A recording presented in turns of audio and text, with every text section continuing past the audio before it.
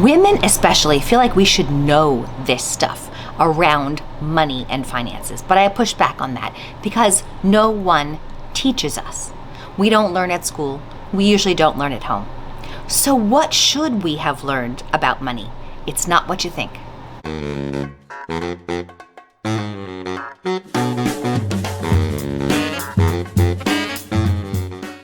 This is a big problem I have with the whole argument about financial literacy, that we should know this stuff around money, and yet no one teaches us.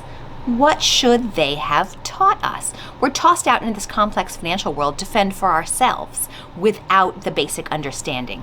But I believe the things that we need to know are not maybe what you'd find in a basic textbook about finances, but they're very personal. Number one, money is just a tool. It's one of the many tools we can use to make our lives better, to get the things that we want and need in life. And yet, number two, we need to understand and recognize that money is emotional. I don't think my industry does a very good job about having that conversation.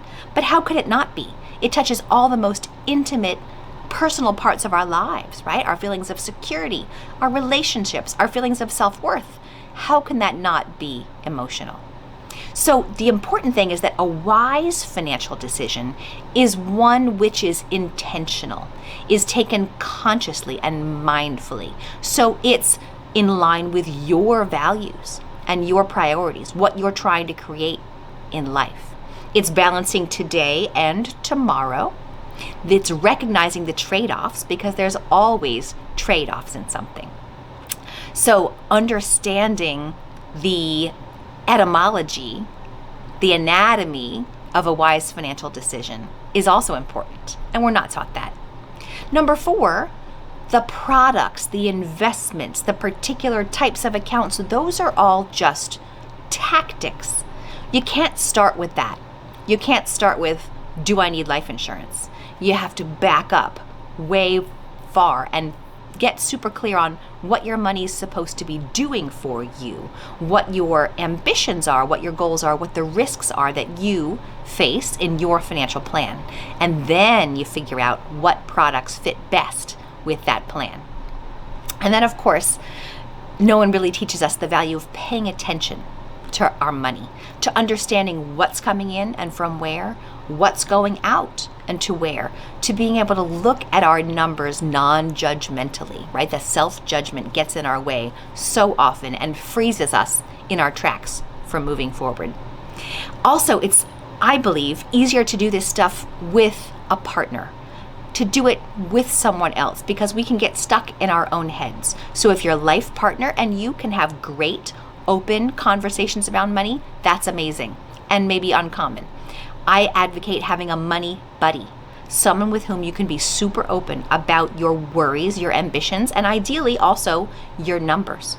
Or perhaps working with a professional, a financial planner, but it should be someone you feel comfortable getting financially naked with, that you don't feel like you're going to be judged. You want to have conversations that are going to get you someplace, right? That are going to help you take action in the right direction.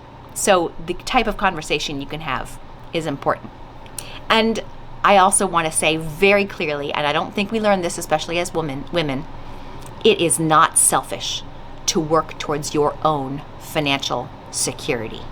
It is not selfish to build wealth, to build assets, to increase your net worth, to prioritize paying down your debt, to build up the financial resources so that you can support yourself and your loved ones into the future, as long as you might be around. That is the opposite of selfish. I need to emphasize that because we don't hear it enough. And lastly, if there's one thing you remember, I want you to know that you don't have to have all the answers. What you need to know is the questions to ask, and you have to get up the guts to actually ask them. So in my next video, I'm going to focus on what those questions are. But I want you to notice that, what should people have taught us about money? I didn't say a thing about stocks and bonds and CDs and savings and all that. Yes, that's important, and that stuff you can Google, you can look up, you can, have resources to consult, reference materials. The stuff that's the most important is those fundamental concepts that I went over. Talk to you soon.